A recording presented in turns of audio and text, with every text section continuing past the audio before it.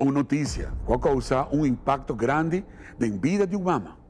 Esse aqui é o documentário que a comunidade Aruba pode presenciar a história de uma mama que, por motivo de perda de uiu, a vira dependente de remédio não prescrever.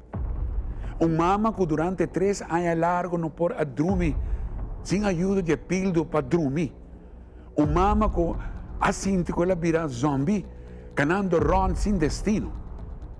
Uma mama que te estima com muita, mas que no mesmo momento, com a perda de uiu, estava difícil para poder funcionar bem no seu trabalho diário, com sua muita não.